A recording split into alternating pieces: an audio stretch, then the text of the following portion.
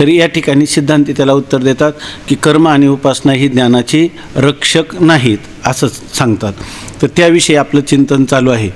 तर या ठिकाणी कर्म आणि उपासनेचा पूर्णपणे वेदांत सिद्धांतामध्ये परित्याग आहे असं नाही, तर कर्म आणि उपासना ही चित्ताच्या शुद्धतेला आणि स्थिरतेला कारण आहेत.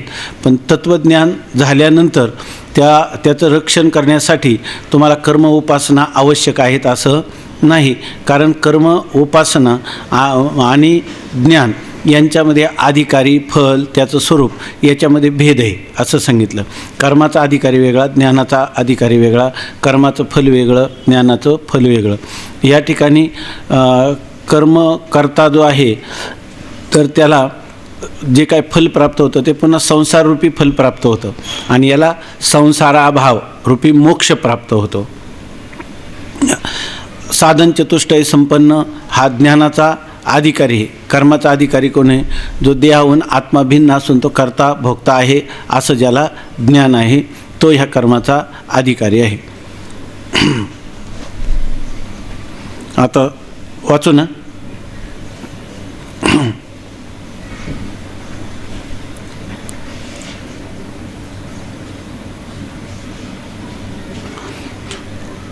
क्रमसमुच्चयाचा आमचे मतात स्वीकार आहे. म्हणजे समसमुच्चयाचा स्वीकार नाही, पण क्रमसमुच्चय आम्ही मानतो. कर्म आणि उपासना ही अंतःकरण शुद्धीच्या आणि स्थिरतेच्या द्वारे त्या ठिकाणी ज्ञान होऊन मनुष्य मोक्षाला प्राप्त होतो असं म्हणणं आम्हालाही मान्य आहे. क्रमसमुच्चयाचा आमचे मतात स्वीकार आहे. क्रमसमुच्चयाचा म्हणजे प्रथम कर्म आणि नंतर ज्ञान असा त्याचा अर्थ आहे. आणि समसमुच्चय म्हणजे एकाच वेळेला एकाच अधिकाऱ्याने कर्म आणि उपासना सहित ज्ञानाचं अनुष्ठान करणे याला म्हणतात समसमुच्चय. चित्तशुद्धीकरिता प्रथम कर्म, नंतर निश्चलतेकरिता उपासना करणे आवश्यक आहे. अंतःकरणाच्या शुद्धीसाठी कर्म आणि नंतर अंतःकरणाच्या चांचल्याच्या निवृत्तीसाठी उपासना करणं हे आवश्यक आहे, हे आमच्याही मतात मान्यच आहे. अंतःकरण शुद्ध आणि निश्चल झाल्यानंतर जिज्ञासूने श्रवणविरोधी कर्म उपासनेचा त्याग केला पाहिजे. आणि एकदा कर्म उपासना कशासाठी आपण कालच पाहिलं, चित्तस्य शुद्ध हे कर्म. चित्ताच्या शुद्धीसाठी कर्म आहे. काय न तू वस्तू उपलब्ध आहे, वस्तूची उपलब्धी म्हणजे ब्रह्माचं ज्ञान करण्यासाठी कर्म उपासना उपयोगाची नाही, अंतःकरण शुद्धीसाठी उपयोगाची आहे. आणखी पुढं काय काय वस्तुसिद्धीम विचारेन, वस्तुसिद्धी जी आहे ती कशाने? विचारात जे आहे ते बघा. वस्तूची प्राप्ती म्हणजे ब्रह्मवस्तूचं जे ज्ञान होईल ते कशाने होईल? विचाराच्या द्वारा. विचार कोणता? आत्मा अनात्म विचाराच्या द्वारा होईल. न किंचित कर्मकोटी बी ना. आणि कोट्यावधी म्हणजे अनेक प्रकारची कितीही कर्म केली तरी त्या कर्माने कधीही तुम्हाला ज्ञान होणार नाही. ते ज्ञानाचं साधन काय आहे? विचार हेच त्या ज्ञानाचं साधन आहे असं सांगितलं. म्हणून अंतःकरण एकदा शुद्ध आणि निश्चल झालं की जिज्ञासूने श्रवणविरोधी कर्म उपासनेचा त्याग केला पाहिजे. त्याने उलट काय होईल? श्रवणाला ही कर्म आणि उपासना विरोधी आहेत. म्हणून एकदा अंतःकरण शुद्ध आणि स्थिर झालं की उलट त्यांनी काय केलं पाहिजे? त्याचा त्याग केला पाहिजे. विधीपूर्वक त्या कर्माचा उपासनेचा त्याग केला पाहिजे असं आमचं मत आहे. त्याचं सांगतात. म्हणून उत्तम जिज्ञासू आणि ब्रह्मवेत्ता यांना कर्म उपासना निष्फळ आहे. जर तो उत्कृष्ट अधिकारी असेल तर त्याला काय कर्म आणि उपासना यांचा करून काही उपयोग नाही, ते निष्फळ आहे. तत्त्ववेत्ता पुरुष जो आहे त्याला तत्त्वज्ञान झालेलंच आहे. मग तत्त्वज्ञानामध्ये काय झालेलं? त्याला एकाला तत्त्वज्ञान करून घ्यायचं आहे आत्म्याचं. ते कसं? ते आत्मा ब्रह्मरूप आहे आणि ते करत असताना त्याचं ज्ञान करायचं म्हणजे तो आत्मा अकर्ता आहे, अभोक्ता आहे, असंग आहे, निर्विकार आहे, एकमेव अद्वितीय आहे असं ज्ञान करायचं. आणि जर तुम्ही मी करता आहे, त्या कर्मफलाचा भोगता मी आहे असं म्हटलं तर परिच्छिन्न राहाल की नाही तुम्ही? मग कर्म कसं आहे? परिच्छिन्नता निर्माण करील ना तुमच्या ठिकाणी. म्हणून कर्म किंवा उपासना, मी ही उपासना करून स्वर्गादी लोकाला जाणार किंवा कैलासाला वैकुंठाला जाईल, हे सगळे लोकविशेष आहेत ना, ते परिच्छिन्न आहे ना. देशकालाने त्यांचा परिच्छेद झालेला आहे. मग आपल्याला अपरिच्छिन्न व्यापक भावात जायचं असेल तर कर्म उपासना ही त्याला विरोधी होतील की नाही? बरं, त्याला काही त्याचा उपयोगही नाही. उपयोग होता चित्तशुद्धी आणि चित्तस्थिरता. चित्तस्थैर्य तर त्याला प्राप्त झालेलंच आहे. म्हणून जर उत्तम अधिकारी असेल आणि तत्ववेत्ता असेल तर त्यांना कर्म आणि उपासना केली तरी काय आहे, ती निष्फळ आहे. काल आपण चिंतन केलं.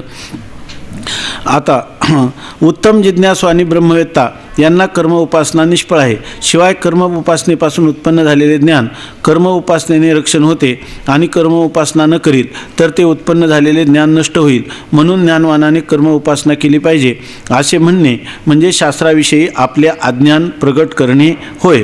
आता जर कोणी असं सिद्धांत सांगत असेल का कर्म उपासनेपासून काय होतं, ज्ञान होतं, आणि कर्म उपासनेच्या द्वारा झालेलं जे ज्ञान आहे, पुन्हा जर त्या मनुष्याने कर्म उपासनेचा परित्याग केला तर झालेलं ज्ञान काय होईल, पुन्हा नष्ट होईल, असं जर कोणी म्हणत असेल तर त्या म्हणून ज्ञानवान पुरुषाने देखील कर्म उपासना ही केलीच पाहिजे असं म्हणणं म्हणजे त्याला अध्यात्मशास्त्राचं यथार्थ ज्ञान झालं नाही असं म्हणतात. का म्हणतात त्याचं सांगतात. कारण आता हे म्हणणं बरोबर वाटत नाही ना, म्हणजे बरोबर वाटत नाही म्हणजे आपल्याला सुद्धा एक प्रकारचं दूषण दिल्यासारखं वाटतं. ज्ञानवानाने कर्म उपासना जर केली करण्याचा आग्रह धरला आणि अशी जर धारणा केली का कर्म उपासना सुटली तर ज्ञानाचं रक्षण होणार नाही असं कोणाला वाटत असेल तर त्याला शास्त्राविषयी तो अनभिज्ञ आहे असं म्हणतात.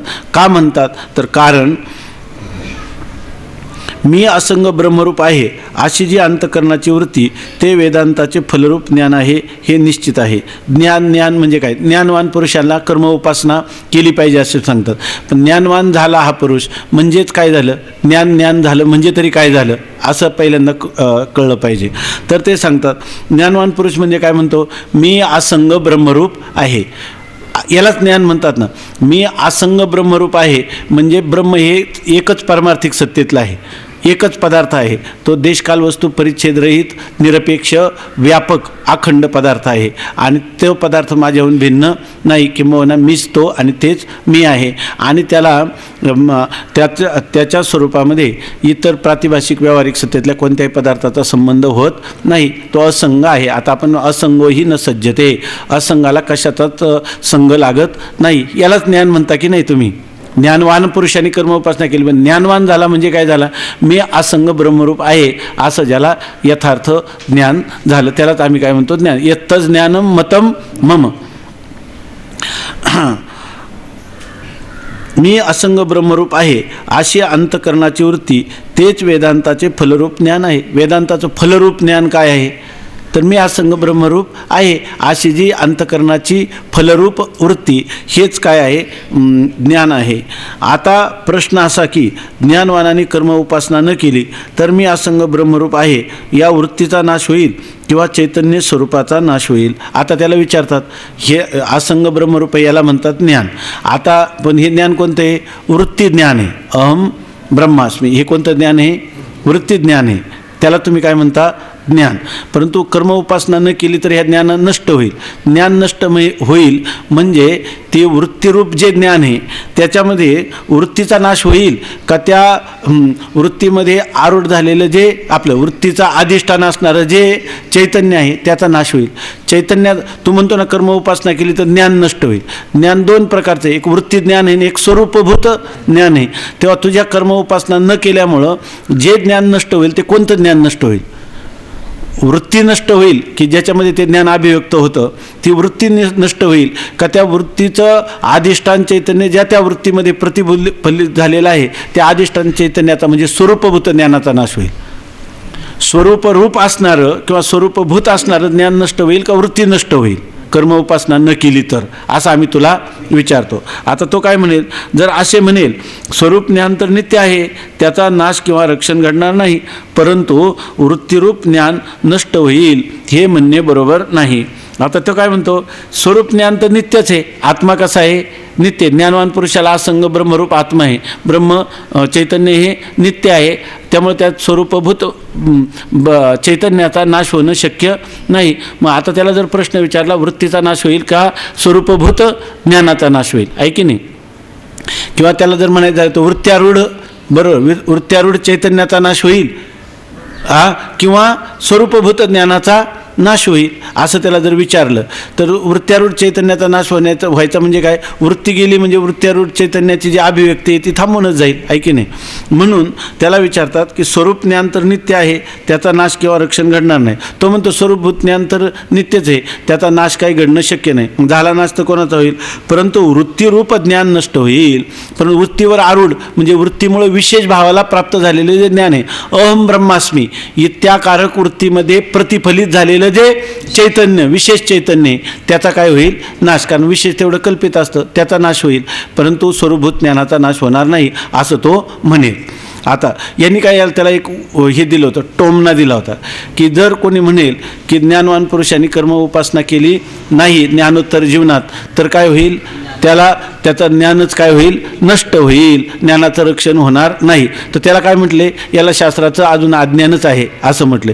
तर माणसाला वाटतं एवढं ज्ञान संपादन केलं, याला ज्ञान आमच्या काय ज्ञानात कमतरता आहे. तेव्हा ते म्हणतात की तुझं शास्त्राविषयी काय आहे, अनभिज्ञ आहेत असं का म्हटले. आम्हाला कोणालाही वाटतं की नाही, एवढे श्रम करून ते ज्ञान मिळवलं आणि पुन्हा यांनी कर्म उपासनेसहित ज्ञानाचा समसमुच्चयाचं प्रतिपादन करीत असताना आम्हाला इतकं हिरवलं का असं म्हणतील. तर आता त्याला प्रश्न विचारतात, तुझे म्हणतो त्याचं रक्षण होणार नाही, ते ज्ञान नेमकं कोणतं, स्वरूपभूत ज्ञान ते नष्ट होईल का वृत्तीवर आरूढ झालेलं वृत्ती ज्ञान ते नष्ट होईल, आहे की नाही असं त्याला विचारलं. तर तो म्हणतो, आता मग तो उत्तर काय देतो, स्वरूपभूत ज्ञान जर, मग तो म्हणतो आणखीन अडाणीपणा येईल.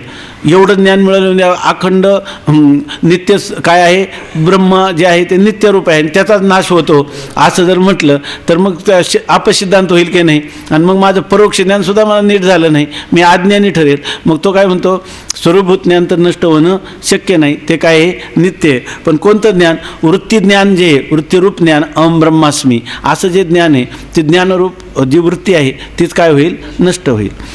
परंतु म्हणतात हे म्हणणे बरोबर नाही, इथंच त्याचा अडाणीपणा आहे, हे तर त्याचं अज्ञान आहे. तो म्हणतो की नाही, वृत्ती ज्ञान काय होईल, नष्ट होईल. परंतु ते म्हणतात हे तुझं म्हणणं बरोबर नाही. म्हणून तर आम्ही म्हटलं की शास्त्राविषयी तो काय आहे, अनभिज्ञ आहे. कारण एकवार उत्पन्न झालेली अंतःकरणाची ब्रह्माकार वृत्ती तत्क्षणीच अज्ञान आणि भ्रांतीचा नाश करते. तो नाश झाल्यावर पुन्हा त्या वृत्तीरक्षणाचा उपयोग नाही. आता त्याच्यासाठी काय आहे, हेच खरं वेदांताचं ऐश्वर्य आहे की अहम ब्रह्मास्मी इत्याकारक वृत्ती संपूर्ण आयुष्यात एकदाच व्हायला पाहिजे. म्हणजे एकदाच झाली का तिचं कार्य होतं, ती वृत्तीची आवृत्ती करण्याची गरज नसते. आणि कोणाला जर आवृत्ती करण्याची गरज आहे, काय आहे, आमचं ब्रह्मचिंतन सुटलं का आम्हाला जरा वाईटच वाटतं एकदम. तेव्हा असं जर कोणी म्हणलं तर याचा अर्थ काय झालं, त्याला त्या ब्रह्मज्ञानाचं ऐश्वर्य कळलं नाही आणि त्या वृत्ती ज्ञानाचं सुद्धा ऐश्वर्य कळलं नाही. तर ते सांगतात इथं एकदा हा गट आहे असं प्रमाण, हे पुस्तक आहे, प्रमाण ज्ञान झालं, हे पुस्तक आहे, हे पुस्तक आहे, काय आवृत्ती करावी लागते का. एकदा अज्ञान निवृत्त झालं की पुन्हा त्याच्याविषयी संशय नाही आणि विपर्यय नाही अशी स्थिती आहे. आणि तो काय म्हणतो, वृत्तीज्ञान नष्ट होईल आणि ते वृत्तीज्ञान नष्ट होऊ नये म्हणून काय केलं पाहिजे, कर्म उपासना केली पाहिजे. कर्म उपासना ही त्या वृत्तीज्ञानाची रक्षक आहेत असं जर म्हणत असतील तर हेही तुझं म्हणणं बरोबर नाही. कारण का, एकवार उत्पन्न झालेली अंतःकरणाची ब्रह्माकार वृत्ती तत्क्षणीच अज्ञान आणि भ्रांतीचा नाश करते. अहो एकवार म्हणजे एकदाच मी ब्रह्म आहे अशी अंतःकरणाची ब्रह्माकार वृत्ती झाली की त्या वृत्तीमध्ये त्या वृत्ती काय करते, त्या वृत्ती आवरणाचा भंग करते, अज्ञानाचा नाश करते आणि त्या अज्ञानामुळे झालेला जो भ्रम आहे त्या भ्रमाचाही नाश करते. एकवार म्हणजे एक वेळेला मी ब्रह्म आहे अशी जी ब्रह्माकार झालेली वृत्ती, ती वृत्ती काय करते, अज्ञानाचा नाश करते. आणि त्या अज्ञानामुळे जो भ्रम निर्माण झालेला आहे, मी देह आहे, मी कर्ता भोक्ता आहे, हा भ्रमही जातो, आहे की नाही. अज्ञान आणि अज्ञानकारी असणारी भ्रांती ह्या सर्वांचा नाश करणारे कोण आहे, अहम ब्रह्मास्मी. आणि ते वारंवार करावं लागतं का, एकदा जर योग्य प्रमाणापासून ते ज्ञान झालं तर ती ब्रह्माकार झालेली जी वृत्ती ती त्या अज्ञानाचा आणि अज्ञानकारी भ्रांतीचा नाश करते. तो नाश झाल्यावर पुन्हा वृत्तीरक्षणाचा उपयोग नाही. आतापर्यंत आपल्याला काय पाहिजे होतं, अज्ञान आणि अज्ञानकार्य मोह किंवा भ्रांती याची निवृत्ती व्हावी म्हणून आम्ही तत्त्वज्ञान करून घेतलं. आणि तत्त्वज्ञानामध्ये काय झालं की अज्ञानही माझ्या ठिकाणी नाही आणि अज्ञानकार्यही माझ्या ठिकाणी नाही. म्हणजेच यालाच म्हणायचं ना, अज्ञान आणि अज्ञानकार्याची निवृत्ती झाली. जसं अर्जुनाने आपल्याला भगवंताला त्या ठिकाणी आपली अनुभूती सांगितली. नष्टो मोहा स्मृतिर्लब्धा त्वत्प्रसादात मया अच्युत स्थितोस्मी गत संध्या करिष्ये वचनम तव. असं एकदा का झालं की तत्क्षणीच अज्ञान आणि भ्रांतीचा नाश करते. कोण? अंतःकरणाची ब्रह्माकार झालेली वृत्ती. तो नाश झाल्यावर पुन्हा त्या वृत्ती रक्षणाचा उपयोग नाही. आता एकदा तुमचं प्रयोजन काय होतं? अज्ञान आणि अज्ञान कार्याचा नाश करणं किंवा अज्ञानाचा नाश आणि अज्ञान कार्याचा बाध, हे तुमचं प्रयोजन होतं. ते प्रयोजन झालं की नाही? तुम्हाला प्राप्त झालं की नाही? सफल झालं की नाही? मग आता फल प्राप्त झाल्यावर आता पुन्हा त्या वृत्तीचं रक्षण करायचे का नाही? पण सोहम अहम सहा अशा प्रकारचं हे ध्यान झालं. असं जर कोणी नंतर करायला लागला तो तत्ववेत्ता आहे का ध्याता आहे? ध्याता आहे की नाही? मग आपल्याला ध्याता होण्यासाठी श्रवणादी साधनाचा अवलंब केला तर त्याची गरजही नव्हती. आपण श्रवणादी साधनाचे कष्ट घेतले ते ज्ञाता होण्यासाठी केलं का ध्याता होण्यासाठी? परमात्मा आपला ध्येय आहे का परमात्मा आपला ज्ञेय? तर त्या ज्याला गरज पडली त्यांनी तो आपला मागच सरला. 5व्या तरंगात तो म्हटला, वा माझे हात टेकले, मला काहीतरी दुसरं सांगा. त्याला सांगितलं ब्रह्माचं ध्यान कर, की नाही, अंग्रह उपासना कर सांगितले. हात तिथून पुढे प्रवृत्त झालेला आहे की नाही? आता त्याला सांगतात की पुन्हा त्या वृत्तीरक्षणाचा उपयोग नाही. शिवाय त्या ब्रह्माकार वृत्तीचे कर्म उपासनेने रक्षणही घडणार नाही. आणि तू काय म्हणतो, समजा एखाद्याची ब्रह्माकार वृत्ती झाली, परंतु तू काय म्हणतो, मग त्यांनी कर्म आणि उपासना केली नाही तर त्या ब्रह्माकार वृत्तीचं रक्षण, एक तर काय त्या ब्रह्माकार वृत्तीचं रक्षण करण्याची गरजच नाही. एकदा झाली की झाली, काम तिचं झालं. परंतु समजा तू म्हणत असेल तर करायचं कर्म आणि उपासना, तर त्या ब्रह्माकार वृत्तीचं रक्षण करायचं ना तुला. आता कर्म आणि उपासना केली तर ब्रह्माकार वृत्तीचं रक्षण सुद्धा होणार नाही, उलट त्याला काय होईल? विरोध येईल. कसं ते सांगतात. कारण जेव्हा कर्म उपासनेचे अनुष्ठान होते तेव्हा कर्म उपासनेच्या सामुग्रीचेच वृत्तीरूप ज्ञान होते, ब्रह्माचे ज्ञान होत नाही. आता तुला कर्म करायचं झालं, काय विद्वान यजेत, ज्ञानवानाने काय करावं? यजन करावं. आता तुला काय होईल? त्या अग्नीचं आधान कसं करायचं, कुंड मंडप स्तंभ वेदी काय, हे सगळं तुला करावं लागेल की नाही? मग तुला आता मी ब्रह्म हे अनुसंधान राहील का त्या कर्माच्या उपासनेच्या जे सामुग्री आहे त्याचं चिंतन होईल का ब्रह्माचं चिंतन होईल? सामुग्रीचं चिंतन होऊ लागेल. कारण अन्य वृत्ती झाली असता प्रथम वृत्ती राहत नाही. अगोदर तुला ज्ञानात काय झाली होती? मी ब्रह्म आहे ही वृत्ती झाली होती. आणि आता तू कर्म उपासनेला प्रवृत्त झाला तर तुला आपल्या इष्टदेवतेच्या आकाराची काय करशील? वृत्ती करेल. किंवा दुसरं झालं तर आपल्या कर्माची कोणती सामुग्री आहे, उपासनेचं कोणती इष्टदेवताची कोणती प्रतिमा घ्यायची, कोणत्या मंत्रांनी त्याचं काय जप करायचा, ध्यान कसं करायचं, हे वेगळ्या अन्य आकाराची वृत्ती होईल का ब्रह्माकाराची वृत्ती होईल? अन्य आकाराची वृत्ती होईल. बरं, हा नियम आहे. वृत्ती एका वेळेला एकच आकार धारण करते. अन्य वृत्ती झाली का प्रथम पहिली वृत्ती राहत नाही. म्हणून कर्म उपासना ही ज्ञानोत्पत्तीस परंपरेने हेतू असली तरी ज्ञानोत्पत्तीनंतर त्या ज्ञानरूप वृत्तीची विरोधी आहेत. आता ज्ञानोत्पत्ती होण्यासाठी कर्म उपासना ही परंपरेने हेतू आहेत. परंपरेने म्हणजे काय? चित्तशुद्धी आणि चित्तस्थिरता याद्वारा कर्म उपासना ही जरी मोक्षाला हेतू असली, आपलं मोक्षाला म्हणण्यापेक्षा ज्ञानोत्पत्तीला हेतू असली तरी ज्ञानोत्पत्तीनंतर ज्ञानरूप वृत्तीची विरोधी आहे. उलट ते काय होतील? कर्म उपासनेमध्ये तुमची वृत्ती कोणती होईल? त्या उपासनेच्या कर्माच्या सामुग्रीच्या इष्टदेवतेच्या आकाराची होईल. म्हणून ती ब्रह्माकार वृत्ती राहील का तिथं? नाही. मग ते ज्ञानाच्या विरोधी आहे का ज्ञानाला अनुकूल आहे? ती वृत्ती विरोधी आहे. म्हणून कर्म उपासनेने ज्ञानाचे रक्षण होणार नाही. मग जर तुम्हाला ज्ञानाचं रक्षणच करायचं झालं तरीसुद्धा एक तर रक्षण करण्याची गरज नाही, आणि रक्षण करायचं झालं तरी ते कर्म उपासनेने त्याचं रक्षणही होणार नाही. कर्माच्या त्यागाने ज्ञानवानास पाप होईल हेही म्हणणे योग्य नाही. तो काय म्हणतो? कर्माचा त्याग केला तर ज्ञानवान पुरुषाला सुद्धा काय होईल? पापोत्पत्ती होईल असं सांगितलं. तर हेही म्हणणं बरोबर नाही. कारण कोणासही शुभ कर्माचा त्याग पापोत्पत्तीस हेतू नाही, फक्त निषिद्ध कर्मानुष्ठानच पापोत्पत्तीस हेतू आहे. हा प्रसंग भाष्यकारांनी अनेक ठिकाणी प्रतिपादन केला आहे. गीता भाष्यामध्ये आपल्याला गेलेलं आहे, मला वाटतं 3ऱ्या अध्यायामध्ये किंवा 2ऱ्या अध्यायामध्ये, नासतो विद्यते भाव, हा ह्या श्लोकामध्ये 2ऱ्या अध्यायामध्ये गेलं. आता सांगतात ज्ञानवानाला तो म्हणतो कर्म जर केलं नाही तर त्याला काय होईल? पाप उत्पन्न होईल. कारण आपण म्हणतो ना, जर तुम्ही कर्माचरण केलं, शुभ कर्म जर तुम्ही केलं, तर नित्यनैमित्तिक कर्म जर तुम्ही केली तर त्यापासून काही पुण्य उत्पन्न होत नाही, पण न केली तर काय होतं, पाप निर्माण होतं. गेलं ना आपल्याला, असं दुसऱ्या तरंगात पण गेलं.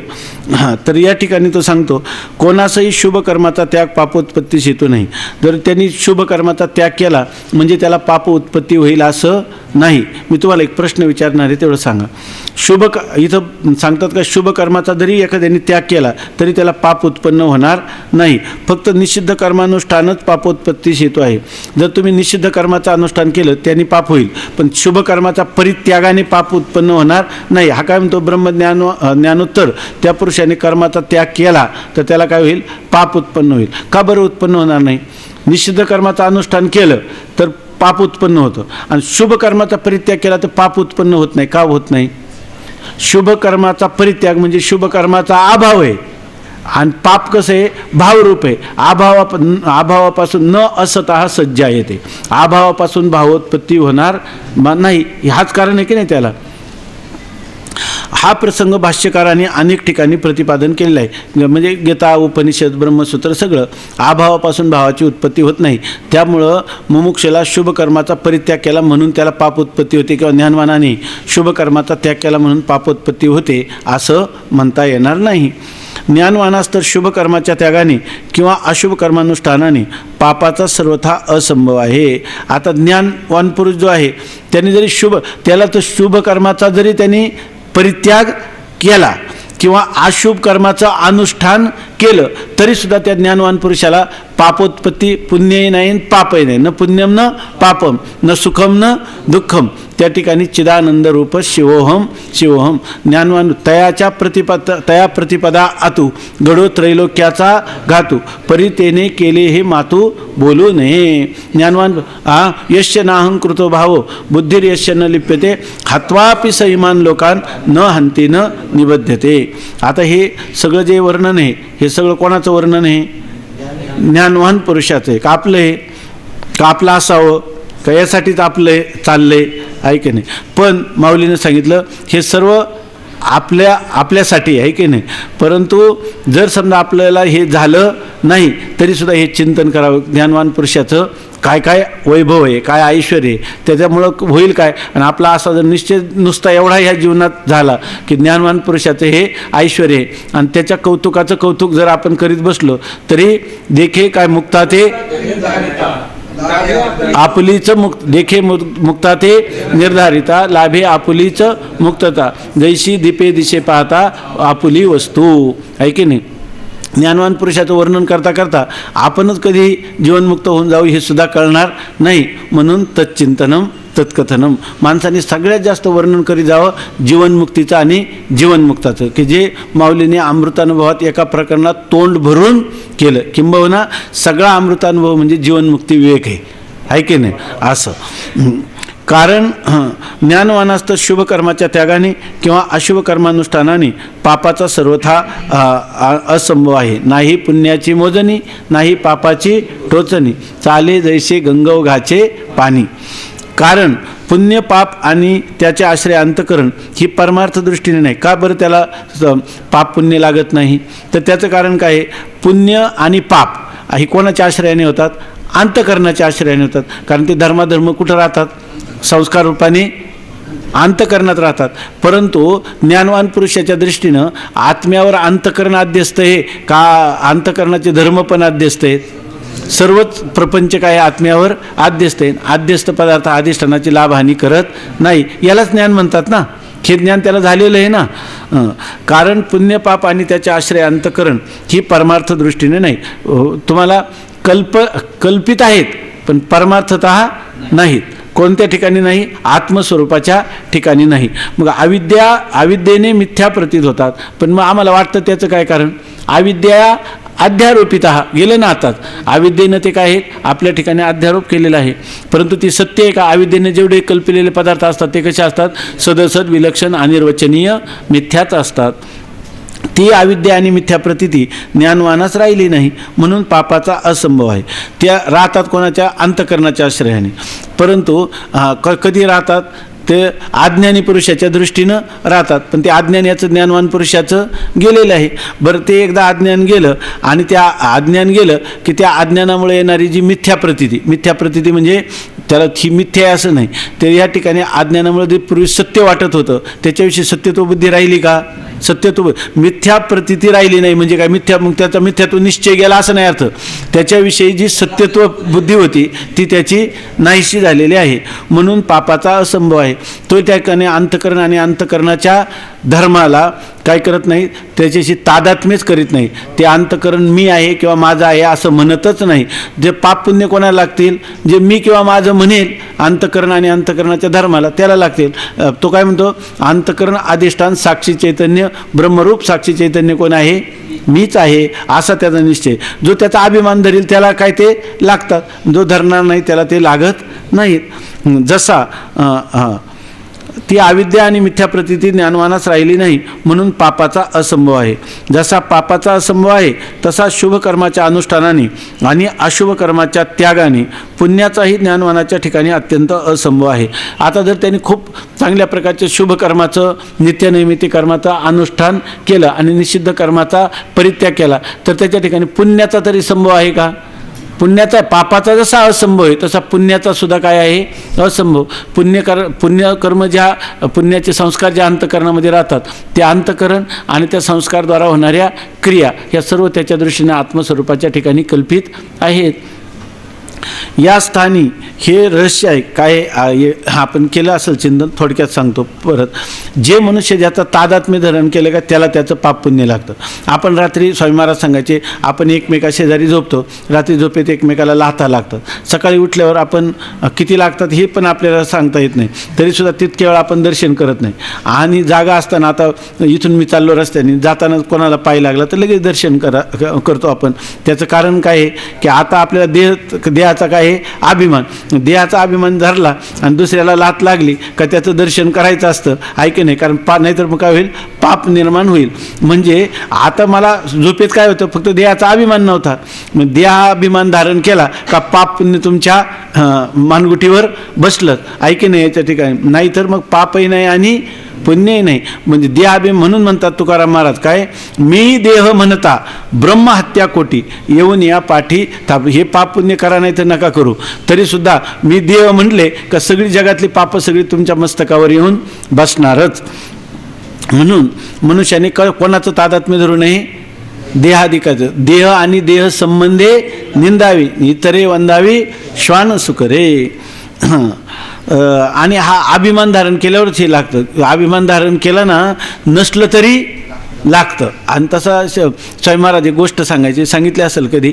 एक बाई, कीर्तनातही सांगतात लोक, एक बाई आपल्या शेतामध्ये ते पाटीमध्ये हे घेऊन चालली होती, आपलं दुपारचं जेवण घेऊन चालली होती.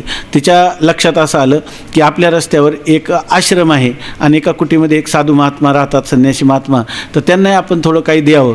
द्यायचं तर काय, तिनं आपल्या गाईचं जे दही होतं ते चांगलं दही त्यांना द्यावं म्हणून ती घेऊन चालली. आता तो जे मडकं होतं उघडं. ते जाताना एक सर्प घारीनं पकडला आणि त्याला पकडला आणि ती चालली त्याला घेऊन. आता तो सर्प खाली लोंबला, त्याला त्या घारीनं पकडल्याच्या वेदना, त्याची जी विषयाची गरळ आहे ती नेमकी त्या मडक्यात पडली. आता ते झालं विषारी दही. तिनं गेल्यावर ठेवलं तिथं दही आणि ते महात्मा मरण पावला. आता नेमकं त्यांना पाठवलं की ह्या महात्म्याचं ज्यांनी हे केलं, ह्या महात्म्याला मृत्यूला जे कारण झालं, उपादान कारण झालं, आहे की नाही, तर त्या उपादान कारण करणाऱ्याला शाश्वत दिली पाहिजे. मडक्याला द्यायला तर काही शाश्वत करता नाही, कारण ते जड आहे की नाही. त्यामुळं करायचं झालं नाही, उपादान कारण वगैरे म्हटल्यावर जो कोण त्याचा करता असेल त्याला तुम्ही शिक्षा द्या. त्याप्रमाणे ते आले, पण ते एकदम गांगरून गेले. ते म्हणे आता हे कोणाकडे हे पाप लावायचं? कारण का? सर्पाची गरळ पडली, म्हणजे सर्प कारण आहे की नाही, पण सर्पाला घारीनं धरलं, घार कारण आहे की नाही, आहे की नाही. पण घारीनं धरलं, पण घारीचं सर्प हे भक्ष्यच आहे ना, त्या घारीचा तरी काय दोष आहे, सर्पाचा तरी काय दोष आहे? म्हणे बाईचा दोष आहे. मग बाईचा दोष आहे तर बाई किती श्रद्धापूर्वक घेऊन गेली होती, तिचाही काय दोष आहे की नाही. मग झालं कसं? गावामध्ये चर्चा सुरू झाली. म्हटले की हे पाप नेमकं कोणाकडे लावायचं. ते यमधर्माकडे गेले. त्या दूताने विचारलं नेमकं काय करायचं. त्यांनी सांगितलं जे ह्या पापाचा दोष आहे ना, जे आपल्याकडे घेतील त्यांना द्यायचं. ते जे कोणी त्या बाईनं तर काय अभिमान धारण केला नव्हता, सर्पाने नाही याने. मग ते म्हटले हे सगळं ते गावचे ते काय त्याला कुटाळ ओट्यावर बसलेले लोक बघा हे पातक आहे ना, म्हटले हे त्या बाईच्याच माथी मारलं पाहिजे, हिनं साधू मारला असं म्हणले. मग त्या यमदूतांनी सांगितलं की साधू मारला असा अभिमान कोणी धारण केला, यांनी धारण केला. कोणी मारला? बाईने मारला. हे कोण म्हणायला लागले? हे म्हणायला लागले. मग म्हणे कोणाला पकडा त्यांना. ते म्हणे आमचा काय संबंध आहे? तुमचाच संबंध आहे. कारण काही संबंध नसताना त्याच्याशी जे संबंध करील त्याला ही शासन होत असतं. स्वामी महाराज जरा वेगळ्या भाषेत सांगत होते. नाही मला नाही लक्षात, त्याचा भाव सांगितला मी. तर ते सांगतात की हा प्रसंग काय हा प्रसंग भगवान भाष्यकारांनी अनेक ठिकाणी प्रतिपादन केला आहे. ज्ञानवानास तर शुभ कर्माच्या त्यागाने किंवा अशुभ कर्मानुष्ठानाने पापाचा सर्वथा असंभव आहे. कारण पुण्यपाप आणि त्याचे आश्रय अंतःकरण ही परमार्थ दृष्टीने नाहीत. अविद्येने मिथ्या प्रतीत होतात. ती अविद्या आणि मिथ्या प्रतीती ज्ञानवानास राहिली नाही, म्हणून पापाचा असंभव आहे. जसा पापाचा असंभव आहे तसाच शुभ कर्माच्या अनुष्ठानाने आणि अशुभ कर्माच्या त्यागाने पुण्याचाही ज्ञानवानाच्या ठिकाणी अत्यंत असंभव आहे. या स्थानी हे रहस्य आहे की मंद आणि दृढ असे दोन प्रकारचे ज्ञान आहे. असं कशासाठी सांगतात तो विषय सांगतात. ज्ञान जरी म्हणलं ना, ज्ञान दोन प्रकारचं आहे, एक मंद ज्ञान आणि एक दृढ ज्ञान. त्यात संशयादी सहित जे ज्ञान आहे ते मंद ज्ञान आणि संशयादी रहित जे ज्ञान त्यास दृढ ज्ञान म्हणतात. आपण म्हणतो ना हे दृढ ज्ञान आहे आणि अदृढ ज्ञान आहे. अदृढ आहे म्हणजे काय?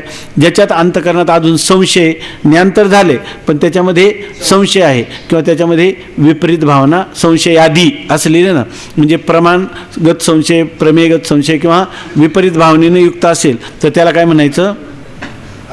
अदृढ ज्ञान किंवा मंद ज्ञान. आणि दृढ ज्ञान कशाला म्हणायचं? जे संशय विपर्यय रहित असेल त्याला म्हणतात दृढ ज्ञान. ज्यास दृढ ज्ञान असते त्यास यत्किंचितही कर्तव्य राहत नाही. ज्याला दृढ ज्ञान झाले, कळले ज्याला आत्मा मी आईशे, दृढ संशय विपर्यय रहित, त्याला तर कोणतंही कर्तव्य नाही. संशयादी रहित उत्पन्न झालेले दृढ ज्ञान ते अविद्येचा नाश करून आपणही निवृत्त होते. जे खरं दृढ ज्ञान आहे ना, संशयादी रहित, ते एकदा उत्पन्न झालं, वृत्ती ज्ञानच आहे की नाही ते, परंतु ते ज्ञान काय करतं? अज्ञानाला घालवतं. आणि त्याचं कार्य काय होतं आतापर्यंत? ते अज्ञान निवृत्ती. अज्ञान निवृत्ती झाल्यावर एकदा अज्ञानाचं संशय विपर्यय रहित निवृत्ती झाली, आता त्याला काय निवृत्त करायचे? निवर्त्य तरी तव नाही, महानिवर्तवी काही निवर्त्यच राहिलं नाही तर आता तो कोणाची निवृत्ती करणार? त्या मालकाने त्या मुकदमाला सांगितलं की दिवसभर ह्या लोकांकडून काम करून घे, संध्याकाळी 5 वाजता सुट्टी कर, आहे की नाही? मग त्यांनी सर्व त्यांच्याकडून दिवसभर कामं करून घेतली मुकदमाने, आहे की नाही? आणि संध्याकाळी त्यांना सुट्टी केली. आता पुढे कोणाकडून काम करायचं आणि कोणाला निवृत्त करायचे? का त्यांनीच निवृत्त व्हायचं? आता त्यांनी. तसं अहम ब्रह्मास्मी हे जे वृत्ती आहे, वृत्तीज्ञान आहे, ते काय करतं? अज्ञानाची निवृत्ती करतं. आणि अज्ञानाची निवृत्ती करून स्वतः काय होतं? निघून जातं. त्याला काय म्हणतात? स्वपरनिर्वाहक. त्याला काय म्हणतात? ते वृत्तीज्ञान कसं आहे? आपलं वृत्तीज्ञानातील वृत्तीचा भाग कसा आहे? स्वपरनिर्वाहक. तो अज्ञानाची निवृत्ती करून ती वृत्तीही निवृत्त होते. काय? वृत्ती ही निवृत्ती झाली. जनन दिसे तेथे ना तरी जाळोनी तृणाते वन्नी विजय आप येते ना, आपण ना तरी तैसे भेद नाशुनी जाण ज्ञानहीन होते. अग्नी काय करतो? गवताला जाळतो आणि गवताला जाळल्यावर तो सुद्धा काय होतो? विझून जातो, आहे की नाही? तसं अज्ञानाला नाशून हे ज्ञानसुद्धा काय होतं? निवृत्त होतं. पण तैसे अज्ञान ज्ञाने नेले, आपणे वस्तू दावनी गेले, ऐसे जाणणे उरले जाणते. असं या ठिकाणी ते अज्ञान नेतं किंवा दुसरी एक ववी अज्ञानी ज्ञानी कीर्तिमुखत्व केली. तसे अज्ञान ज्ञाने नेलिया, ज्ञानी कीर्तिमुखत्व केलिया, जसे वन्नी काष्ट जाळूनिया सोये जळे, अशा प्रकारचं सांगितलं. तृण अग्निमेळे समरस झाले. संशयादी रहित उत्पन्न झालेले दृढ ज्ञान ते अविद्येचा नाश करून आपणही निवृत्त होते. आता अशा दृढ बोधामुळे त्यास आत्मस्वरूपाविषयी भ्रांती नसते. त्याला आत्मस्वरूपाविषयी भ्रांती का दृढ ज्ञानवान पुरुषाला? त्याला भ्रम आहे का काही, मी करताय भोगताय असं काहीच नाही. संशय आहे का, विपर्य आहे का, काहीच नाही. म्हणून तर त्याला काय म्हणतात? दृढ ज्ञान. ज्ञानाने भ्रांतीनाश झाला म्हणून त्या वृत्ती ज्ञानाच्या आवृत्तीचा उपयोग नाही. आता ज्ञानाने काय झाला? अज्ञानच गेलं नुसतं का अज्ञानकृत भ्रांती पण गेली. मग आता भ्रांतीनाश झाल्यावर आता त्या वृत्ती ज्ञानाचा काय उपयोग आहे का? अहम ब्रह्मास्मी अहम ब्रह्मास्मी अशा वृत्ती ज्ञानाचं रक्षण करण्याची गरज आहे का? नाही. म्हणून त्या वृत्ती ज्ञानाच्या आवृत्तीचा काहीच उपयोग नाही. आता आवृत्तीचा उपयोग कधी? उपासनेमध्ये उपयोग ह्या ज्ञानामध्ये उपदेश आपलं उपयोग नाही. उपासनेमध्ये आवृत्ती करायची की नाही? अज्ञान काळात आवृत्तीच केली पाहिजे की नाही? पण ज्ञानवान पुरुषाला आवृत्तीची गरज नाही. आणि मला ज्ञान झाले पण आवृत्ती करावीच वाटते असं जर कोणी म्हणत असाल, ती लिहिलेली नाही, केल्याशिवाय ज्ञानाचं रक्षण होणार नाही, तर त्याला काय म्हणायचं? ज्ञाता म्हणायचं का तत्ववेत्ता म्हणायचं? त्याला म्हणायचं ध्याता. ऐके नाही. म्हणून आपण ज्ञाता आहे, ध्याता आहे का तत्ववेत्ता आहे? तत्ववेत्ता कधी होईल? जर आपल्याला कोण दृढबोध झाला असेल तर, कोणतीही शंका नाही आणि समाधानही नाही आणि आवृत्ती केली पाहिजे असा आग्रहही नाही. काय हां मी काय म्हणलं? काय हां हां हां तर हे म्हणले समाधान आहे. यांचा समाधान शब्दाचा अर्थ वेगळा आहे आणि मी समाधान नाही म्हणजे शंकेचा जो परिहार ते नाही असा अर्थ. नापी शंका न तदुत्तरम म्हणजे त्याचं चोद्यम वा परिहार्यम. ज्ञानानंतर एखाद्याला विपरीत भावना राहिली हां तर त्याच्याकडून आवृत्ती होऊ शकते. हो, निधी ध्यासन रूपी आवृत्ती त्याला आवश्यकता आहे. हां त्याला आवश्यकता. पण त्याचं ज्ञान कोणतं? ज्याला आम्ही त्याला आदृढ, त्याच्यासाठी म्हटलं की आदृढ अपरोक्ष ज्ञान झाले ज्ञानवान पुरुष आहे. हे कोणात चालले? दृढ ज्ञानवान पुरुषाचं चालले. जोपर्यंत नाही तोपर्यंत केलीच पाहिजे. अशा दृढबोधामुळे त्यास आत्मस्वरूपाविषयी भ्रांती नसते. ज्ञानाने भ्रांती ना झाला म्हणून त्या वृत्ती ज्ञानाच्या आवृत्तीचा काही उपयोग नाही. म्हणजे मी ब्रह्म आहे, मी ब्रह्म आहे अशा आवृत्तीचा उपयोग काय? मी ब्रह्म या आवृत्ती करून त्या दृढ ज्ञानवानाला काय करायचे? अविद्या आणि भ्रांती निवृत्ती ही झालेलीच आहे म्हणून वृत्तीच्या आवृत्तीचा उपयोग नाही. आता त्या वृत्तीची आवृत्ती करून काय करायचं होतं? त्या अज्ञानाला निवृत्त करायचं होतं. अविद्या निवृत्ती तर झालेलीच आहे. अविद्येचं कार्य भ्रांती निवृत्त करायची होती, ते तर झालेलंच आहे. आता जीवनमुक्ती सुखभोगार्थ जर वृत्तीची अपेक्षा होईल तर वारंवार वेदांतार्थाचे चिंतन करावे. वृत्तीच्या आवृत्तीचा उपयोग कशासाठी होता? अविद्या आणि अविद्या निवृत्ती ती तर झालेलीच आहे. मग आता आवृत्तीचा उपयोग काय?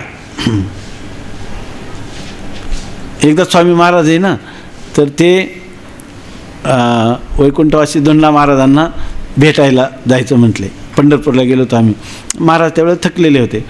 थकलेले म्हणजे फार थकलेले होते. तर ते म्हणे आज त्यांना भेटायला जायचं. मग गेले. मग स्वामी महाराजांनी त्यांना डोक्यावर हात ठेवले. काय ते म्हणे मला आशीर्वाद द्या काय बोलले स्वामी महाराज. आणि नंतर त्यांनी काय विचारलं की महाराज गृहस्थी होते. मग त्यांनी सांगितलं की आज माझं भाग्य आहे आपण इथं आलात, तर मी आपली काय सेवा करू असं त्यांनी सांगितलं. तर स्वामी महाराज म्हणा विठ्ठल विठ्ठल मुखी आम्ही तेने सुखी. ते म्हणे ती तर चालूच आहे. मग स्वामी महाराजांनी त्यांचं दर्शन घेतलं. किती उत्तर आत्मविश्वासपूर्वक दिले की नाही. तसं इथं आता आवृत्तीचा काय उपयोग आहे? अविद्या निवृत्ती आणि भ्रांती निवृत्ती हा त्याचा उपयोग आहे. ती तर झालेलीच आहे की नाही. म्हणून आवृत्तीचा काही उपयोग नाही.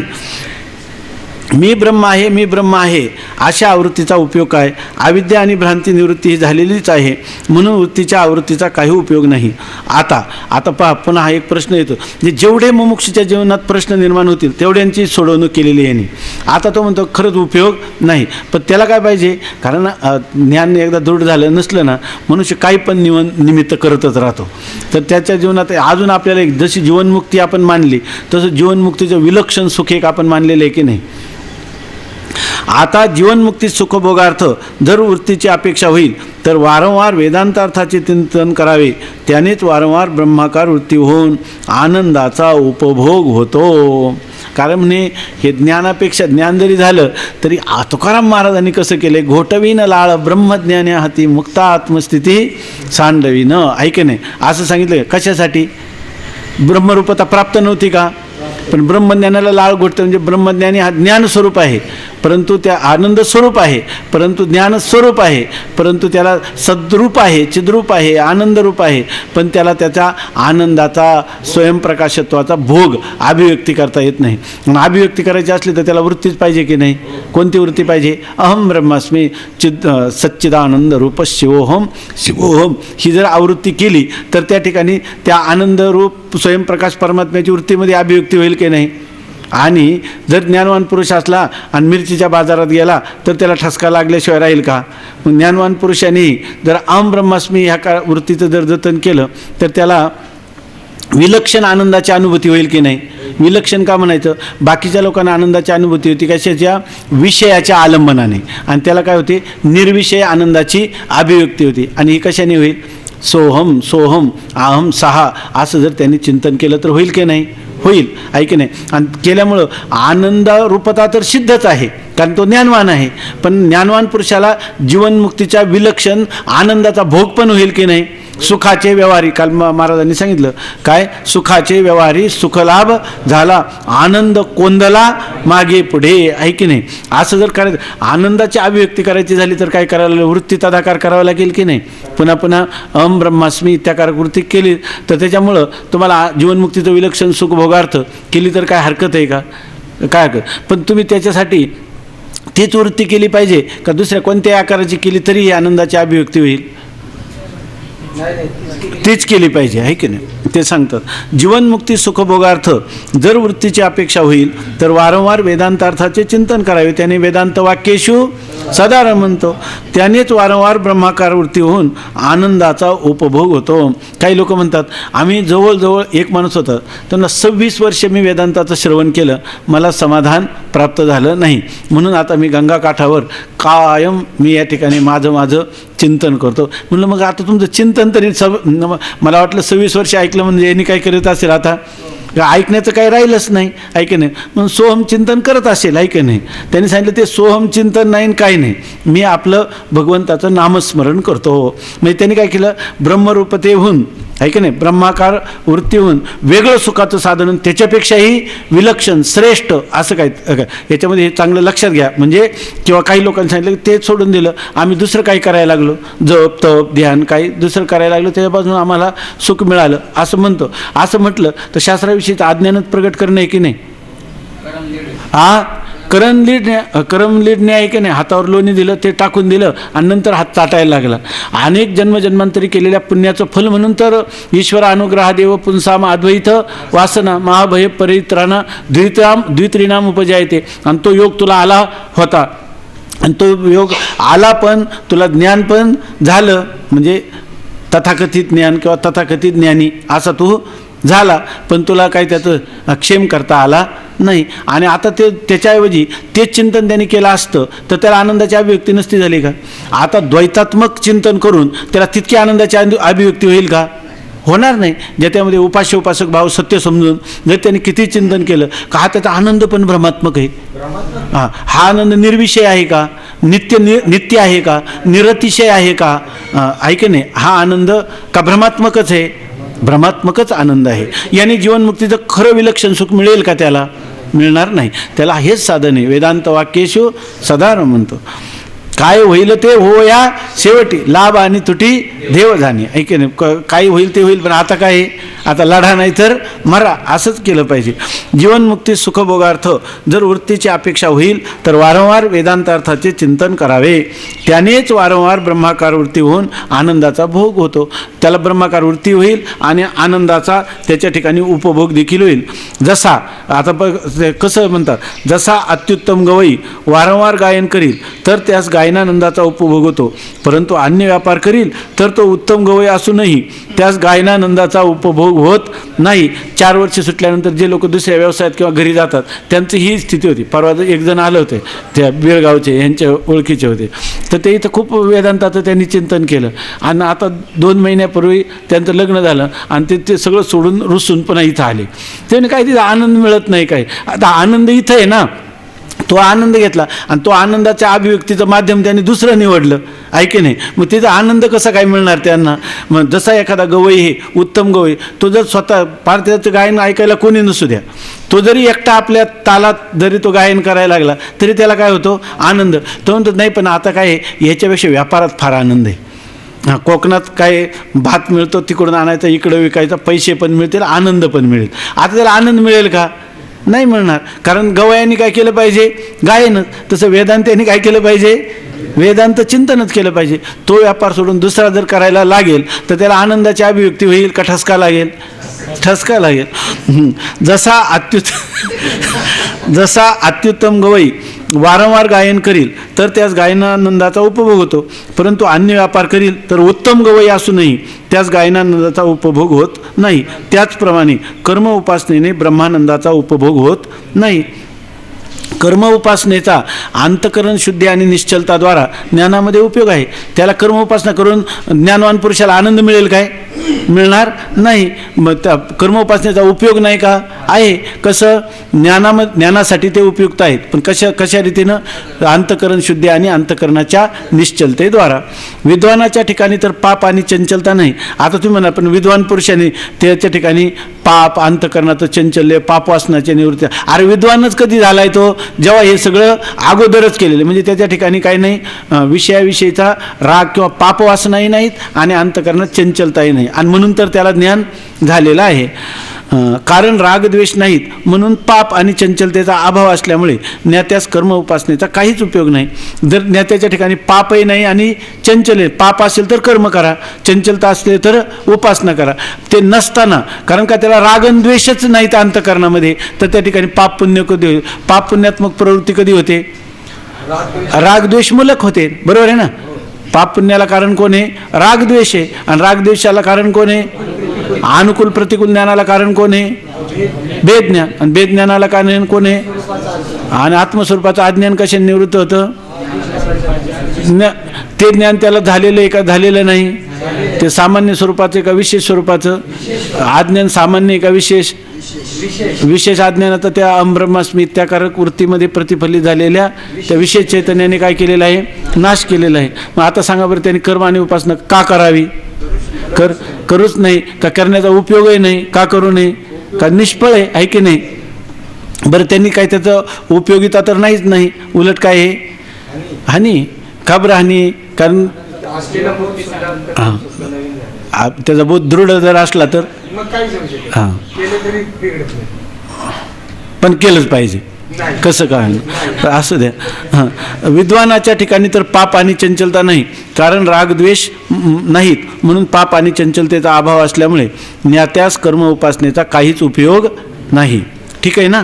आता पहा, आता जोपर्यंत अंतकरण आहे तोपर्यंत रागद्वेषाचा नाश ज्ञाता असला तरी होणार नाही, आणि त्या रागद्वेषाने अंतकरण चंचल होणारच.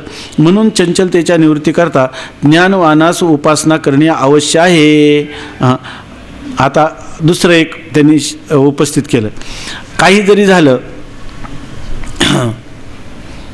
एक उपनिषदामधलं वचन आहे, पण मला आठवत नाही कोणाला आठलं, हा किंवा आपल्या पंचदशीत आहे, राग द्वेषादया संतु रागो लिंगम अबोधस्य. राग असणं म्हणजे विषयाविषयी प्रीती असणं हे अबोधस्य म्हणजे अज्ञानी पुरुषाचं काय आहे, लिंग म्हणजे लक्षण आहे. रागो लिंगम अबोधस्य. संतो रागादयो बुधे ना. पण रागद्वेषाधिक ह्या विज्ञानवान पुरुषाच्या ठिकाणी देखील दिसून येतात, आणि ते म्हणले असले तर असू दे असं पण सांगतात. म्हणजे इथं काय सांगितलं, रागद्वेष ज्ञानवान पुरुषाच्या ठिकाणी नसतात, आहे की नाही. त्यामुळे त्याला कर्म उपासनेचा काही उपयोगच नाही, कारण त्याच्याकडून पाप प्रवृत्ती होतच नाही. आता मोठ्या शास्त्रार्थाचा विषय पंचदशीकारांनी सांगितलेला आहे. ह्या जे मला वाटतं राधासुधा किंवा भागवत सुधेमध्ये प्रस्तावनेतच याचं बरंच चिंतन दिलं आहे. तर रागादय जे आहे तो ज्ञानवान पुरुष काय म्हणतो, ते म्हणे अहो जरी काही झालं तरी तुमच्या ठिकाणी रागद्वेष दिसून देतात की नाही. अहो ज्ञानवान पुरुषाच्या पुढं विस्तव केला आहे की नाही, माग अंग चोरीलच की नाही, आणि पेढा दिला तर मग राग द्वेषादायक त्याच्याही ठिकाणी दिसून येतात की नाही. आपण परवा चिंतन केलं होतं, राग ह्या ज्ञानवान पुरुषाला उपमा कशाची दिली माहिती आहे का, त्या पशुची उपमा दिलेली, चारा खाणाऱ्या पशुची.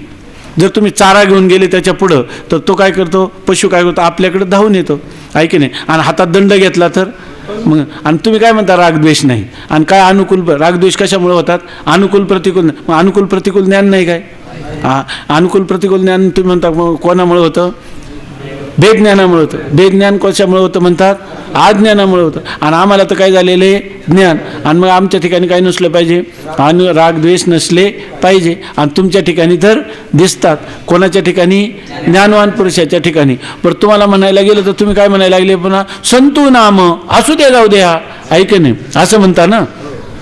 आता बघा, आणि आम्ही असं म्हणतो रागो लिंगम अबोधस्य,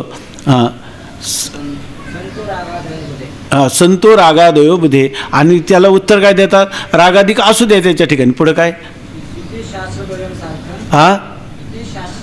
इति शास्त्रद्वयम सार्थम. काय हे दोन्ही बरोबर आहे.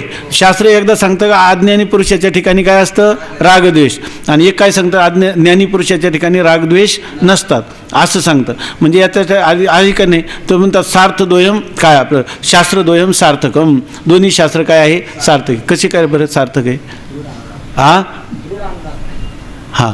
तर त्याचं यांनी सांगितलं की ज्ञानवान पुरुषाचा जसा दृढ अशा प्रकारचा विषयाविषयी मिळाला विषय तर माझं कल्याणच झालं, आणि विषय जर नाही मिळाला तर काय माझं जीवन व्यर्थ झालं. असा जो अज्ञानी पुरुषाला दृढ अनुराग असतो तो तसा त्याला नसतो. तो काय म्हणतो की अंतकरण आणि आत्मा यांचा आध्यात्मिक तादात्म्य संबंध झालेला आहे. जोपर्यंत हे धर्म अंतकरणाचे आहे का क्षेत्राचे आहेत, क्षेत्राचे आहेत. क्षेत्रज्ञ मी त्याचा प्रकाशक आहेत का माझे आहेत, का क्षेत्र खरा मला प्रकाशक हा सुद्धा उपचारच झालेला आहे, उपचार का मी शुद्ध प्रकाश रूपच आहे का असंगच आहे, का माझा यांचा संसर्ग होऊच शकत नाही. हा संसर्ग हा दिसतो तो मला आहे का तुम्हाला आहे, मग संसर्गात ध्यास कोणाला आहे, त्याचे दोष कोणाला लागल, माझा नाही आहे की नाही, माझा नाही. म्हणून सांगतात इथं जोपर्यंत म्हणजे ज्ञानवान पुरुषाला आहे, ज्ञान झाल्यावर तो काय रोग आहे का, मरतो काय, तो राहतो ना. अंतकरण आहे, अंतकरण आणि आत्मा यांचा आध्यात्मिक संबंध आहे, आणि त्यापर्यंत अंतकरणाचे धर्म इतरांच्या दृष्टीनं दिसणार, पण तो ज्ञानी समजतो हे क्षेत्राचे आहेत माझे नाहीत. आणि अज्ञानी पुरुष काय समजतो, माझे समजतो आहे की नाही. आणि त्यामुळं अज्ञानी पुरुषाला काय होतं, दोन दुःख होतात. एखादा विषय अप्राप्त विषय प्राप्त झाला नाही तोपर्यंत दुःख होतं आहे की नाही, बरोबर आहे. आणि तो विषय गेला तर पुन्हा काय होतं, आणखी दुप्पट दुःख होतं आहे की नाही. तसं ज्ञानवान पुरुषाला काय होतं, प्रारब्ध प्राप्त एकच दुःख होतं. ते दुःख कधी संपेल ह्या दुःखाचं दुःख तो करत नाही. हे दुःख आलं माझ्याकडं आता जाईल कधी याचंही तो दुःख करत नाही. काय सांगितलं, एकातमध्ये दार्ढ्यता काय दृढ अनुराग आहे, आणि एकाच्या विषयी दृढ अनुराग नाही. जोपर्यंत अंतकरण आहे तोपर्यंत रागद्वेषाचा नाश ज्ञाता असला तरी होणार नाही. म्हणजे ज्ञानवान पुरुष, मग हे दोन्ही शास्त्र बरोबर आहे का नाही. अज्ञानी पुरुषाला प्रीती असते हे बरोबर आहे, आणि ज्ञानवान पुरुषाला देखील रागद्वेष दिसून येतात, परंतु याला दृढ अनुराग आहे आणि त्याला काय आहे, अदृढ अनुराग आहे. हा त्याच्यातला फरक आहे. दोन्ही शास्त्र बरोबर आहे की नाही, शास्त्रद्वयम सार्थम. जोपर्यंत अंतकरण आहे तोपर्यंत रागद्वेषाचा नाश ज्ञाता असला तरी होणार नाही, आणि त्या रागद्वेषाचे अंतकरण चंचल होणारच. म्हणून त्याचं होईल का नाही, चंचल होईल. म्हणून चंचलतेच्या निवृत्तीकरता ज्ञानवानासही उपासना करणे अवश्य आहे. आता त्याला रागद्वेष त्याच्या अंतकरणात येतोपर्यंत ज्ञानवान पुरुषाचे अंतकरण चंचल होणार की नाही. आणि अंतकरणाची चंचलता घालवण्यासाठी उपाय काय आहे, उपासना. त्यामुळे त्यांनी ती उपासना केलीच पाहिजे.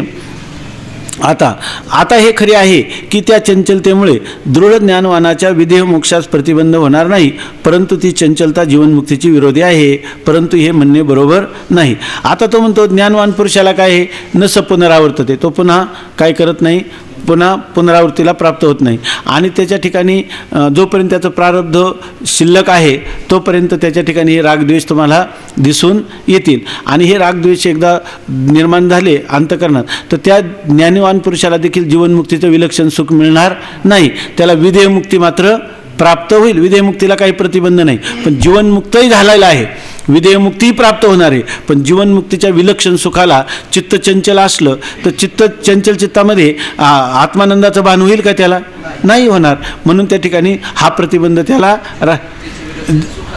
जीवनमुक्तीच्या विलक्षण सुखाला प्रतिबंध होईल की नाही? होईल. कारण का रागद्वेषामुळे चांचल्य राहणार. चंचल पाणी असलं तर प्रतिबिंब सूर्याचं पडतं काय स्वच्छ, तसं याला आत्मानंदाचं भान होईल का?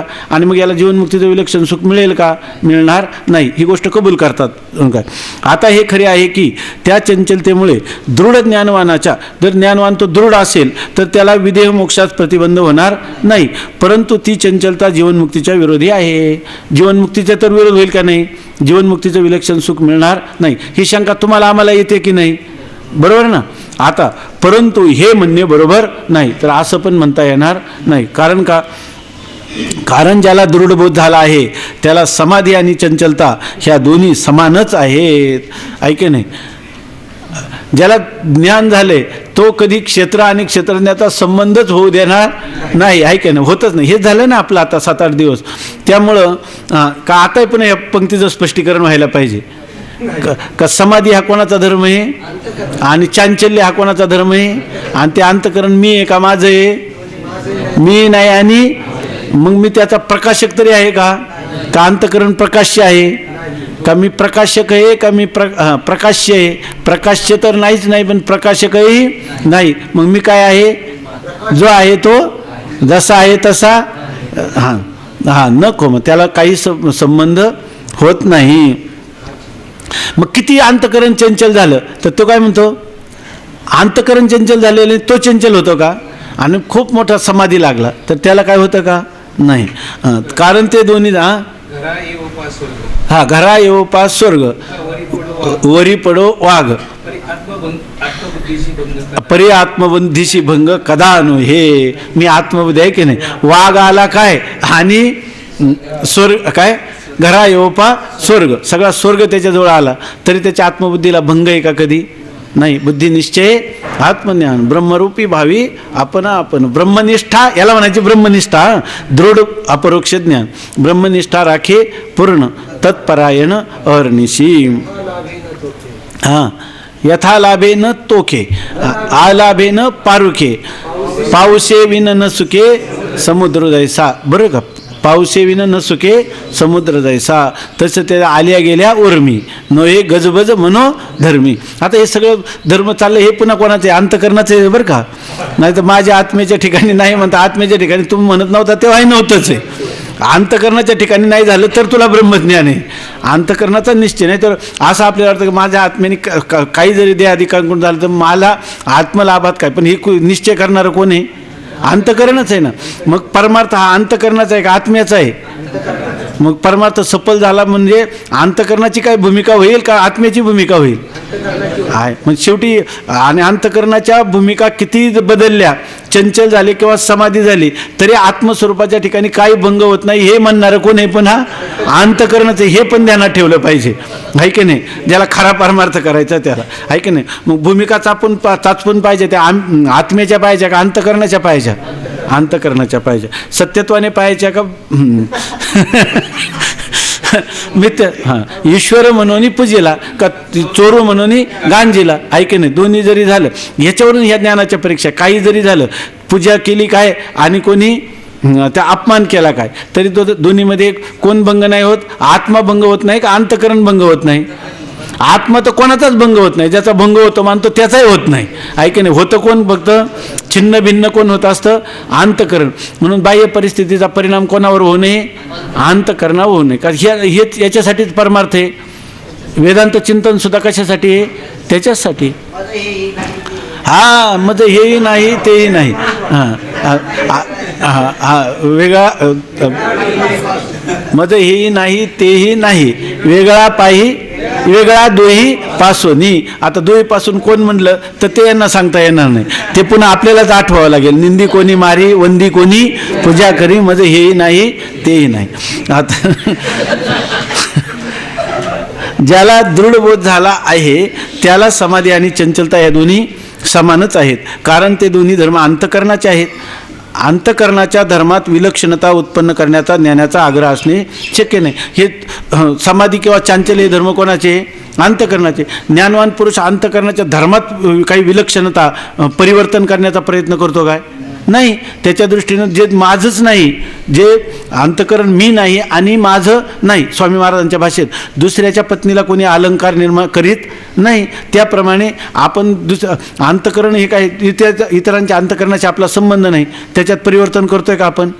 मग आपल्या अंतःकरणात ते परिवर्तन करायचं काय कारण आहे की नाही? ज्ञानवान पुरुषाचा आपल्या अंतःकरणामध्ये काही विलक्षणता निर्माण करण्याचा आग्रह नसतो, आग्रह असणं शक्य नाही. अशा रीतीनं कर्म उपासना ही ज्ञानाची रक्षक नाही. आता प्रश्न असा आहे, बरं उद्या पाहू, शंकराचार्यांचं एक दृष्टांत आहे, सांगू का? तर त्याच्यामध्ये आपल्याला ज्ञानवान पुरुष कधी कधी कर्म करीत असताना दिसतात, पण हा तत्वता ते आपल्या आत्मस्वरूपातच असतात. हा हे त्यांच्या ठिकाणी आपल्या दृष्टीनं कर्म आहे, त्यांच्या दृष्टीनं कर्माभास आहे. आपल्या दृष्टीनं उपासना आहे, त्यांच्या ठिकाणी तो उपासनेचा आभास आहे. थोडक्यात सांगतो, पूर्वी सांगितलं असेल बहुतेक, श्लोक पण माझा चांगला पाठ नाही, आठवला तर सांगा. तर एकदा काशीला जेव्हा आचार्य गेले, भगवत पूज्यपाद शंकराचार्य, त्यांनी सगळ्या द्वैती आचार्यांचं कर्मठ उपासकांचं खंडन केलं. तेव्हा त्या लोकांना फार वाईट वाटलं, म्हणून त्यांनी सांगितलं की एक आपण असं करू, हे तर नास्तिकवाद आहे की नाही, कर्म उपासनेचं खंडन करतात आणि पुन्हा जो तत्त्वज्ञानाचा प्रांत आहे ज्ञानकांड, हे वेदाचं प्रतिपाद्य आहे म्हणतात, आहे की नाही. म्हणजे हे एक तर अर्धवट आहेत, आहे की नाही, किंवा दुसरी गोष्ट हे नास्तिक आहे. हे त्यांना प्रच्छन्न बौद्ध म्हटलेले. म्हणजे बौद्धच पण काय झालं, वेदाच्या नावाखाली झाकून बुरखा घेऊन वेदाचा काय झालं, नास्तिकता सांगण्यासाठी आले, असा त्यांच्यावर आक्षेप होता. पण म्हणे आता करावं काय, बुद्धिवादात तर कोणी यांच्यापुढे टिकत नाही. मग म्हणणे असं करा, आपण त्यांना सगळे वैदिक मिळून जाऊ आणि त्यांना सांगू की भगवान शंकरांचा अभिषेक करायला तुम्ही उद्या या. जर हे म्हटलं की मी नाही करणार, मी निर्गुणवादी आहे की नाही, तर आपण काय सांगू, वेदामध्ये कर्म उपासना सांगितल्या की नाही, मग हे काय होतील, नास्तिक आहे की नाही, मग अवैदिक असं ठरतील म्हणे. आणि समजा आले तर द्वैताने नुसत्या द्वैताचं खंडन बोलतात आणि इथं तर उपासनेचा अभिषेक करण्यासाठी आले भगवान शंकराचा, आहे की नाही. दोन्हीकडूनही त्यांना काय उभयता पाशा रज्जूमध्ये आपण अडकू म्हणे. गेले पंडित सगळे, सांगितलं वैदिकांनी, उद्या आमची अशी इच्छा आहे की पूज्यपाद आपल्याच हस्ते भगवान शंकरांना अभिषेक व्हावा. ते म्हणे आनंदाची गोष्ट आहे, नाही ह्या भाग्याला काय पार नाही, आहे की नाही. दुसऱ्या दिवशी वेळेला गेले, संन्यासाजवळ काही नसतं, सगळं त्यांनी ते सगळं सामुग्री पूजेची आणली, अभिषेक केला. नंतर आचार्य बाहेर, ते काशीचं मंदिर आहे ना, त्याच्या बाहेर असं ओवरी, त्या ओवरीत येऊन बसले आणि ओवरीत बसल्यावर त्यांना एकदम श्लोकाचं स्फुरण झालं.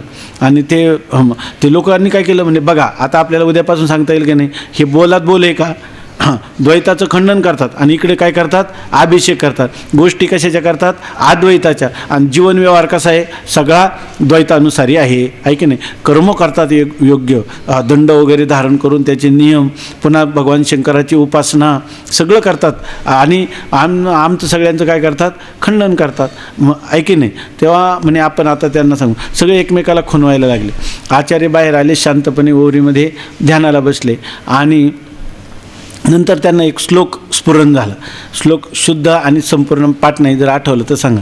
तर त्यांनी काय केलं, एक श्लोक म्हणायला लागले आणि त्या श्लोकाने म्हटले, आचार्यांनी पूजा केली त्या ठिकाणी, पुन्हा बाहेर आले, ध्यान केलं परमात्म्याचं. नंतर तिथपर्यंत मंदिरापर्यंत वारी केली, तिथपर्यंत गेले सुद्धा आणि पुन्हा म्हणायला लागले, ध्यानेन चेतः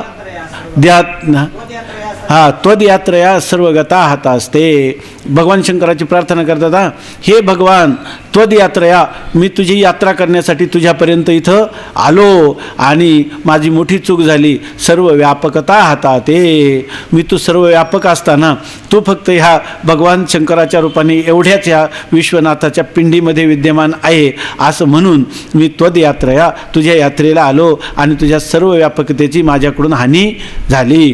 पुन्हा स्तुत्या बरं ती झालं त्यांनी स्तोत्र केलं, एक स्तोत्र रचलं भगवान शंकराचं. पण म्हणतात भगवान मी स्तुत्या, ती लोक म्हणायचे जेव्हा या हे आले ना आचार्य यात्रेला, म्हणजे तिथं सगळे म्हणाले बघा आले का नाही यात्रेला, आणि काय करतात अद्वैताचं समर्थन.